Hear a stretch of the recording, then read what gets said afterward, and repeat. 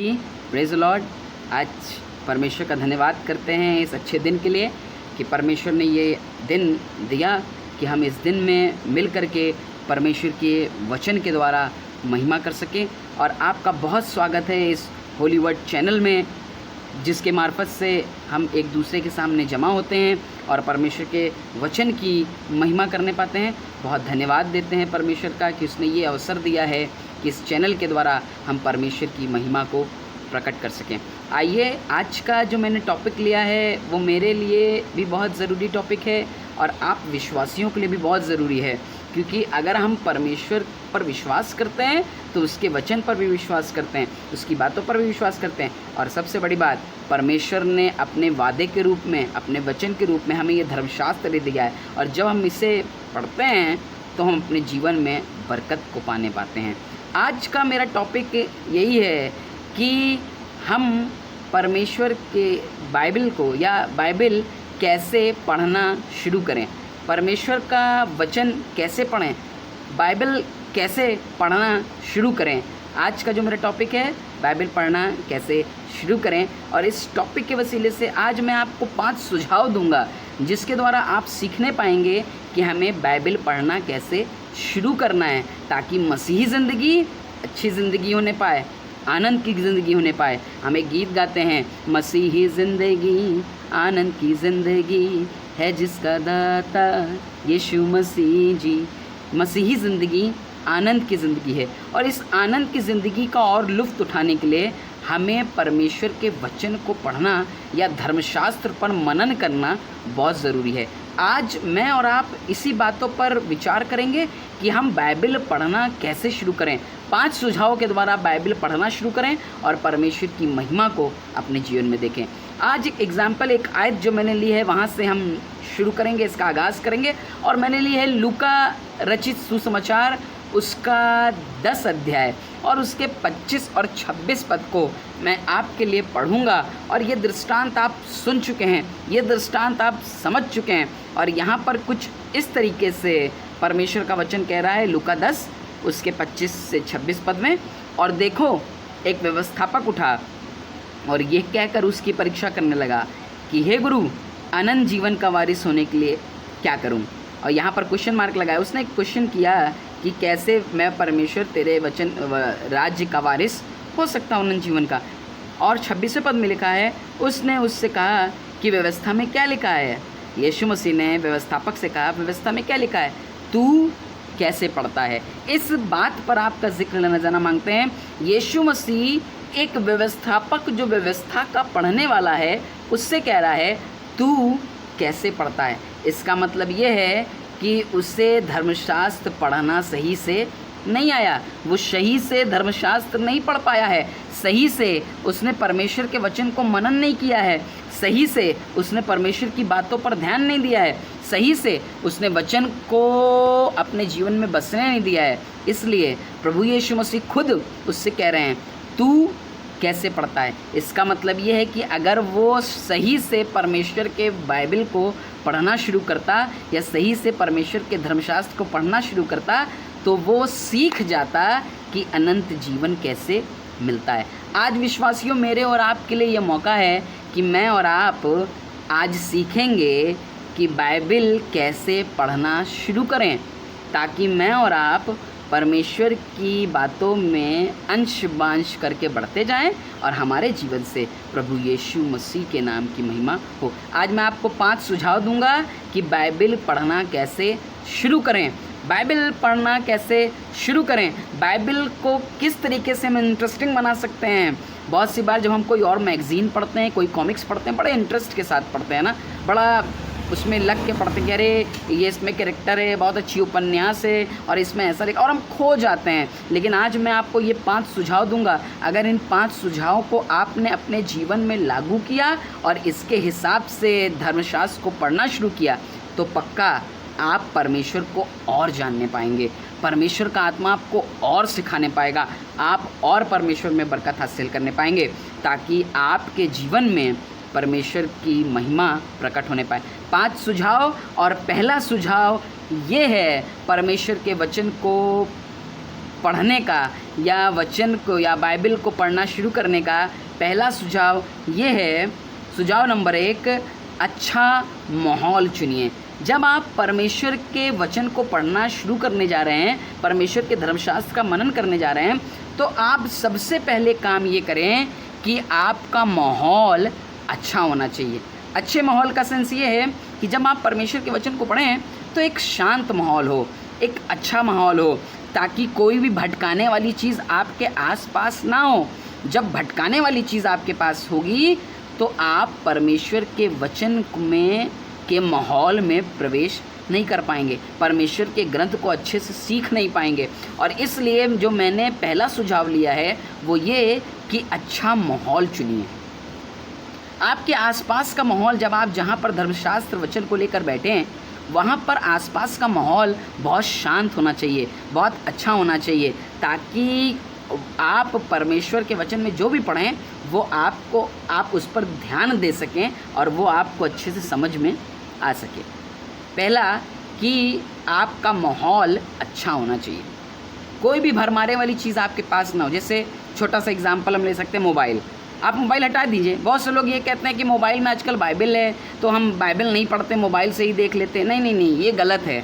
हम परमेश्वर के वचन या धर्मशास्त्र में से बाइबल खोल करके जब हम उसमें से गहन अध्ययन करेंगे तो हम और भी बातें सीखने पाएंगे। और आपको पता है, सिखाने वाला पवित्र आत्मा है, वो आपको अगुवाई करेगा, गाइड करेगा। लेकिन सुझाव नंबर मेरा 1 ये है कि आप अच्छा माहौल बनाएं। जब आप वचन को पढ़ें तो आपका आसपास का माहौल बहुत शांत हो, कोई भी भरमाले वाली चीज़ अगल बगल नहीं होनी चाहिए। टीवी है, वीडियो गेम है, फ़ोन है, कोई भी और भटकाने वाली चीज़ जो आपके दिमाग को हटा दे, आपके ध्यान को हटा दे, आपका मन न लगे परमेश्वर के वचन को पढ़ने में, वो चीज़, भरमाने वाली चीज़ आपके पास नहीं होनी चाहिए, ताकि आप पूरे ध्यान के साथ परमेश्वर के वचन में लौलीन हो सकें। पहला सुझाव, आपका माहौल शांत होना चाहिए, आप अच्छा माहौल चुनिए। दूसरा सुझाव कि सही मन बनाएं। ये ज़रूरी है कि जब आप परमेश्वर के वचन को पढ़ना शुरू करें तो आपका मन सही होना चाहिए। मन सही बनाएं कि मुझे परमेश्वर का वचन पढ़ना है, मुझे उसकी बातें पढ़नी है, मुझे उसके धर्मशास्त्र को पढ़ना है, जो उसके धर्मशास्त्र में लिखा है वो मुझे पढ़ना है, वो मुझे अपने जीवन में लागू करना है। तैयारी करें, सही मन बनाएं, तब आप परमेश्वर के वचन को और अच्छे से पढ़ने पाएंगे, परमेश्वर की बातों को और अच्छे से सीखने पाएंगे। ठीक उस तरीके से जो छोटा बच्चा होता है, छोटा बच्चा अपने आप को पूरी तौर से तैयार रखता है कि उसके पिताजी उसे क्या सिखाने वाले हैं या क्या बताने वाले हैं, और बच्चा वही करता है और वो मन बना के तैयार रहता है कि जो भी मेरे पापा मुझे सिखाएंगे या बताएंगे मैं उससे पालन करूँगा। ठीक उसी तरीके से मेरे परमेश्वर ने भी ये धर्मशास्त्र मुझे दिया है, मुझे पहुँचाया है मेरे पास, इसलिए पहुँचाया है कि मैं सही मन बनाकर इस धर्मशास्त्र को पढ़ूँ। मेरा मन साफ होना चाहिए, मेरा मन अच्छा होना चाहिए, मेरा मन पवित्र होना चाहिए, ताकि मैं परमेश्वर के इस धर्मशास्त्र को पढ़ सकूं। और पिता, जब मैं तैयारी करके जाऊं, अपने मन को सही करके जाऊं, तो पिता मुझे अच्छे से सिखा सके, मुझे अच्छी शिक्षा दे सके। दूसरा तरीका, जब हम बाइबल पढ़ना शुरू करें तो सही मन बनाएं। पहला, अच्छा माहौल चुनें। दूसरा, मैं और आप, दूसरा सुझाव ये है कि सही मन बनाएं, तब हम परमेश्वर के वचन को पढ़ना शुरू करें। और तीसरी बात, तीसरा सुझाव जो मैं आपको देना मांगता हूँ, पढ़ने से पहले प्रार्थना करें। हालेलुया। पढ़ने से पहले प्रार्थना करें। जब हम अच्छा माहौल बना लें, माहौल अच्छा बन जाए, हाथ भरमाने वाली चीज़ चली जाए, अपना मन बनाने की नहीं आज मैं परमेश्वर के वचन को पढ़ूंगा, उसकी बातों को पढ़ूंगा, आज पिता मुझे सिखाएगा, पिता मुझे बताएगा, मैं पढ़ूंगा, मैं सही मन बनाता हूँ। अच्छा मन बना ले, बढ़िया मन बना ले। कोई भी काम जब आप करने जाते हैं तो आप सही मन बनाते हैं, सही मन बनाएं, अच्छा मन बनाएं। जब अच्छा मन बना लें तो उसके बाद सबसे पहला काम करें, तीसरा सुझाव, कि आप प्रार्थना करें। वचन पढ़ने से पहले, शुरू करने से पहले तीसरी बात कि आप प्रार्थना करें, परमेश्वर से प्रार्थना करें। हे परमेश्वर, मुझे समझ दे, मुझे बुद्धि दे। प्रार्थना करें, परमेश्वर मुझे अपना ज्ञान सिखा। और धर्मशास्त्र में लिखा है कि पवित्र आत्मा आए भर भर के तुम्हें सिखाएगा। लूका 11 उसके 13 पद में लिखा है कि वो अपने मांगने वाले को पवित्र आत्मा क्यों ना देगा। कौन पवित्र आत्मा? पवित्र आत्मा पिता का आत्मा, जो मुझे सिखाएगा, जो मुझे बताएगा। जब मैं प्रार्थना करूंगा तभी वो आके मेरी अगुवाई करेगा, तभी वो मुझे और आपको सिखाएगा कि धर्मशास्त्र मुझे कैसे पढ़ना है या कैसे मैं शुरू करूं, कैसे इसकी बातों को समझ सकूं। तीसरा सुझाव कि मुझे प्रार्थना करनी है परमेश्वर के इस धर्मशास्त्र को पढ़ने से पहले। पहली बात हम रिवीजन करते चलें ताकि हमें याद रहे। पहली बात कि अच्छा माहौल चुनिए, दूसरी बात सही मन बनाइए, और तीसरी बात वचन पढ़ने से पहले, वचन शुरू करने से पहले प्रार्थना करना शुरू करें। प्रार्थना का जीवन हो। जब आप वचन लेकर के जाएं तो आप प्रार्थना करना शुरू करें। अब बहुत सी बार बहुत से प्रचारक चले जाते हैं, प्रार्थना नहीं करके जाते, दुआ नहीं करके जाते। आपको पता है इफ़ेक्ट ख़त्म हो जाता है। परमेश्वर जब प्रार्थना करेंगे, जब आप उससे मदद मांगेंगे, तभी तो वो आपकी सहायता करेगा। और पवित्र आत्मा जब आएगा मदद करने के लिए प्रार्थना के द्वारा, तो वो मुझे ठीक ठीक गूढ़ बातें परमेश्वर के सिखाएगा। लिखा है वो वचन की गूढ़ बातें मुझे सिखाएगा। पहला कुरिन्थियों 2 अध्याय उसका 10 पद निकाल कर पढ़ेंगे, बहुत ज़रूरी पद है ये मेरे और आपके लिए लिखा है। परंतु परमेश्वर ने उनको अपने आत्मा के द्वारा हम पर प्रकट किया, क्योंकि आत्मा सब बातें वरन परमेश्वर की गुण बातें भी जांचता है। परमेश्वर का आत्मा गुण बातें जांचता है, अच्छी अच्छी बातें जांचता है, और हमें वो बातें सिखाता है, बताता है, ताकि उन बातों के द्वारा हम परमेश्वर को और जान सकें। तो बाइबल शुरू करने से पहले, पढ़ने से पहले, बाइबल पढ़ना शुरू करने से पहले अच्छा माहौल चुनें, सही मन बनाएं, और तीसरा प्रार्थना के साथ बाइबल पढ़ना शुरू करें। तब पवित्र आत्मा आकर मेरी मदद करेगा, मेरी सहायता करेगा और मेरी अगुवाई करेगा, मेरी मदद करेगा। चौथी बात, समझ कर पढ़ें। ये बहुत ज़रूरी है। चौथा सुझाव कि समझ कर परमेश्वर के पवित्र शास्त्र को पढ़ें। वो पवित्र शास्त्र उसकी प्रेरणा से रचा गया, उसकी बातों से रचा गया, उसकी तमाम शिक्षाएं इसमें मिलती है, और वही हमें समझाता है। पवित्र आत्मा से जब हम प्रार्थना करते हैं तब वो आता है, और तो वो हमें समझाता है। इस मकसद से ना पढ़ें कि हमने बाइबल तुरंत पढ़ के एकदम रट्टू तोते की तरह ख़त्म कर देनी है। ये सोच कर धर्मशास्त्र कभी ना पढ़ें कि मुझे जल्दी से ख़त्म करना है, जल्दी से ये करना है।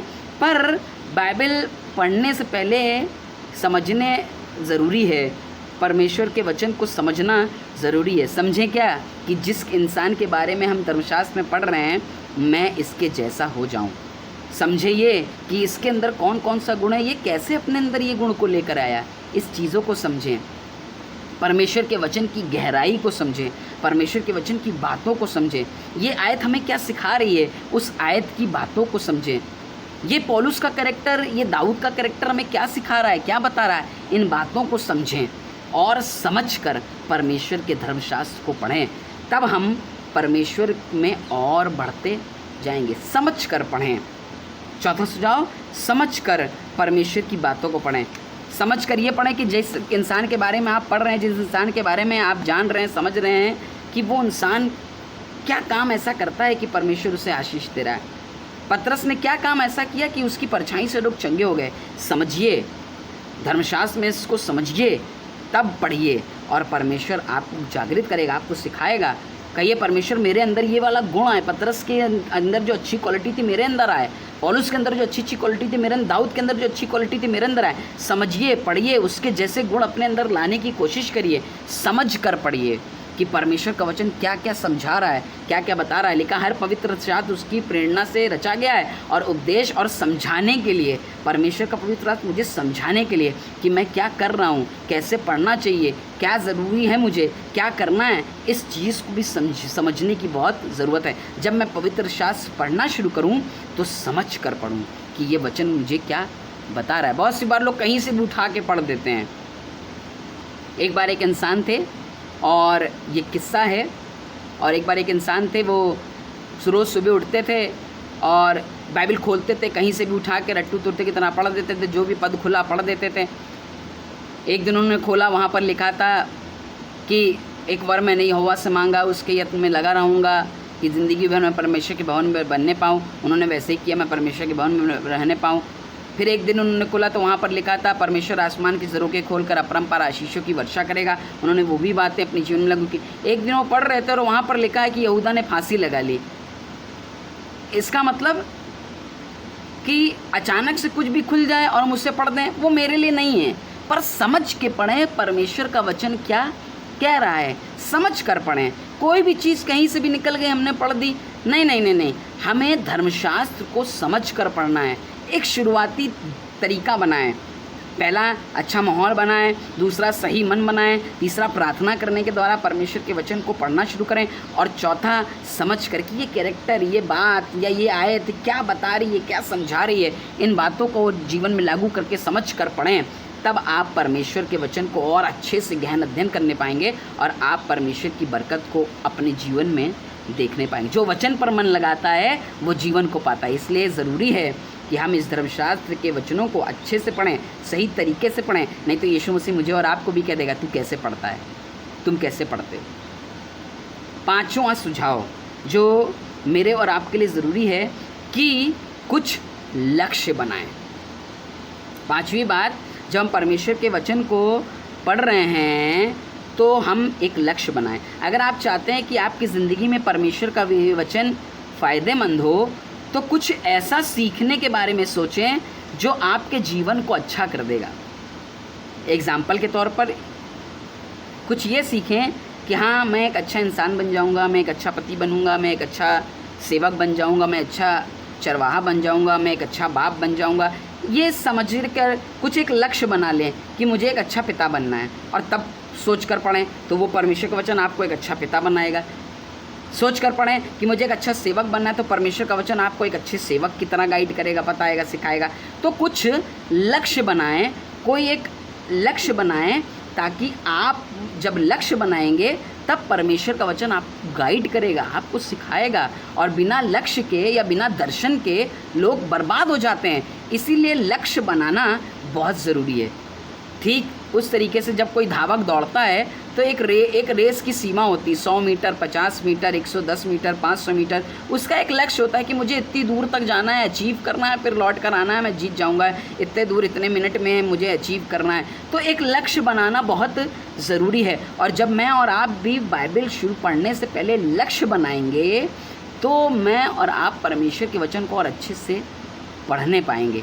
परमेश्वर के विश्वासियों, आज मेरे और आपके लिए ज़रूरी है कि मैं इन 5 सुझावों को अपनी ज़िंदगी में बसाऊं। और जब मैं परमेश्वर का धर्मशास्त्र पढ़ने जाऊं, जब मैं परमेश्वर का वचन पढ़ने जाऊं, जब मैं इसका अध्ययन करने जाऊं, तो मैं जब परमेश्वर के वचन को अपने हाथ में लूं तो मैं एक शांति का माहौल बनाऊं, उस जगह पर भरमारे वाली वस्तु को हटाऊं, सही मन बनाऊं, सही मन से, मेरा मन गलत विचार, गंदे विचार ना रखे अपने मन में, एक साफ मन बनाऊं। तीसरी बात, प्रार्थना के साथ दुआ करूं और फिर परमेश्वर के वचन को पढ़ना शुरू करूं। चौथी बात, समझ करके कि ये आयत, ये वचन क्या बता रहा है, क्या सिखा रहा है मुझे, मेरे बारे में। और पांचवा, कि मैं लक्ष्य बनाऊं कि मुझे एक अच्छा इंसान बनना है, मुझे एक बढ़िया इंसान बनना है। और जब मैं इन बातों को अपने जीवन में लागू करूंगा, इन सुझावों को अपने जीवन में लागू करूंगा, तो इन सुझावों ने बहुत से लोगों की ज़िंदगी बदली है, आपकी भी ज़िंदगी बदल जाएगी।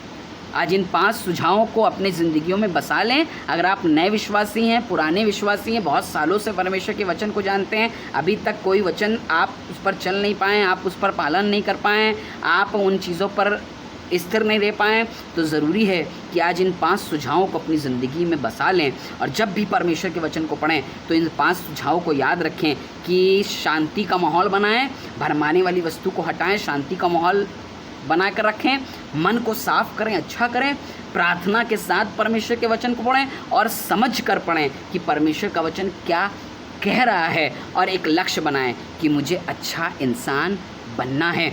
जब आप ये लक्ष्य बना लेंगे, अच्छा इंसान बनना है, और इन 5 सुझावों को अपनी ज़िंदगी में पालन करेंगे, तो आप परमेश्वर के एक अच्छे पुत्र बनने पाएंगे। परमेश्वर आपको गाइड करेगा, परमेश्वर आपको सिखाएगा, और आप एक अच्छा नमूना बनकर बहुत से लोगों के लिए आशीष का कारण बनने पाएंगे। आज यीशु मसीह को देखकर लोग आशीष पा रहे, पता है क्या? यीशु मसीह ने भी अच्छे तरीके से उसके वचन का अध्ययन किया। ये व्यवस्थापक जब आया तो ये व्यवस्थापक भूल गया, इसने पढ़ा बहुत अच्छे से, आपको पता है इसने पढ़ा बहुत अच्छे से होगा, लेकिन इन 5 सुझावों में से कुछ ना कुछ इसके अंदर कमी है, इसने समझ कर नहीं पढ़ा, हो सकता है इसने दुआ भी करी होगी, हो सकता है इसने शांति के माहौल में भी पढ़ा होगा, हो सकता है इसने मन साफ करके भी पढ़ा होगा, लेकिन आपको पता है इसने समझ कर नहीं पढ़ा कि परमेश्वर का वचन क्या बातचीत कर रहा है। इसने ये लक्ष्य बनाकर नहीं पढ़ा कि मुझे एक अच्छा और साफ व्यवस्थापक बनना है, पवित्र इंसान बनना है, इसलिए आज ये समझ ही नहीं पा रहा है कि जीवन कैसे मिलेगा, अनंत जीवन कैसे प्राप्त करेंगे। इसीलिए ये आदमी भटक गया और यीशु मसीह ने खुद इससे कह दिया कि तू कैसे पढ़ता है, ए व्यवस्थापक तुम कैसे पढ़ते हो। परमेश्वर के लोग कहीं ऐसा ना हो कि यीशु मसीह मुझसे और आपसे भी ये वाली बात कह दे कि तुम कैसे वचन को पढ़ते हो। इसलिए आज बहुत ज़रूरी है कि मैं और आप वचन को सही से पढ़ना सीख जाएं, सही से पढ़ना सीख जाएं, ताकि मैं और आप अच्छे से वचन पढ़ें, शांति के माहौल में पढ़ें, सही मन के साथ परमेश्वर के वचन को पढ़ें, प्रार्थना करने के साथ परमेश्वर के वचन को पढ़ें, समझकर परमेश्वर के वचन को पढ़ें, और पांचवी बात, एक लक्ष्य बना करके परमेश्वर के वचन को पढ़ें, ताकि मैं और आप परमेश्वर की ज़िंदगी को हासिल करें और मेरे और आपके जीवन से परमेश्वर के उद्देश्य पूरे होने पाएँ, और मेरे और उस जीवन के द्वारा और आपके जीवन के द्वारा उस परमेश्वर की जीवित परमेश्वर की महिमा हो सके। जब भी बाइबल पढ़ना शुरू करें, जब भी बाइबल पढ़ें, तो इन 5 बातों को, इन 5 सुझावों को अपने दिल जीवन में बसा लें और देखें आपकी ज़िंदगी अच्छी हो जाएगी। वचन आपसे बातचीत करेगा, परमेश्वर आपको समझाएगा, पवित्र आत्मा आपको गाइड करेगा, आपकी मदद करेगा। जब आप इन 5 सुझावों को अपनी ज़िंदगी में बसा लेंगे तो परमेश्वर खुद आपकी निगरानी करेगा और आपके जीवन को अच्छा कर देगा। आइए प्रार्थना करें। हे परमेश्वर, प्रार्थना करते हैं इन विश्वासियों के लिए जो तेरे वचन पर विश्वास करते हैं, चाहते हैं परमेश्वर कि ये जब आपके वचन को पढ़ें तो इन 5 बातों को अपने जीवन में लागू करें, इन 5 सुझावों को अपने जीवन में अपना लें। शांति के माहौल में तेरे वचन को पढ़ना शुरू करें, सही मन के साथ तेरे वचन को पढ़ना शुरू करें, प्रार्थना करते हैं, प्रार्थना करने के साथ तेरे वचन को पढ़ना शुरू करें, समझ करके तेरे वचन को पढ़ना शुरू करें, और 5वीं बात, एक लक्ष्य बनाकर तेरे वचन को पढ़ें, ताकि प्रभु इनके जीवन में तेरी महिमा हो और ये तेरे नाम को और जानने पाए और इनके जीवन से तेरा नाम ऊंचा होने पाए। पवित्र आत्मा सहायता कर, परमेश्वर सहायता कर। जो भी लोग इस वीडियो को देख रहे हैं, ये वचन पढ़ने के द्वारा परमेश्वर तेरी महिमा करें, सहायता करें, परमेश्वर आशीष दें। यीशु मसीह के नाम से मांगते हैं, आमीन। जब आप इस वीडियो को देखते हैं ज़रूर से लाइक करें, और जिन्होंने सब्सक्राइब नहीं किया ज़रूर से सब्सक्राइब करें, शेयर करें बहुत से ज़्यादा लोगों को, ताकि लोग भी ये समझ सकें कि कैसे परमेश्वर के वचन को पढ़ना शुरू करें, ताकि लोग इन 5 सुझावों के द्वारा अपनी ज़िंदगी को अच्छा करें और उनके जीवन में परमेश्वर के वचन के द्वारा परमेश्वर की बरकत आने पाए। परमेश्वर के लोगों को बहुत धन्यवाद करते हैं कि आपने बहुत से लोगों ने सब्सक्राइब किया, और परमेश्वर ने बहुत से लोगों को का धन्यवाद देता हूं कि आपने हिम्मत अफजाई करी, आप अपने कमेंट के द्वारा बातचीत करते हैं। परमेश्वर के लोगों आपका बहुत धन्यवाद करते हैं कि आपके द्वारा हम लोग बढ़ने पाते हैं। चाहते हैं कि आप प्रार्थना करते रहें ताकि मैं परमेश्वर की महिमा में और बढ़ता जाऊं और मेरे जीवन से परमेश्वर का नाम ऊंचा होने पाए। प्रभु आपको आशीष दे, आज के दिन में आशीष दे, ब्लेसिंग दे आपको। और जब आप परमेश्वर के वचन को पढ़ें तो इन सुझावों को अपनाएं ताकि आपके जीवन से परमेश्वर का नाम महिमा प्राप्त करे। परमेश्वर आपको बहुत आशीष दे। जय मसीह की।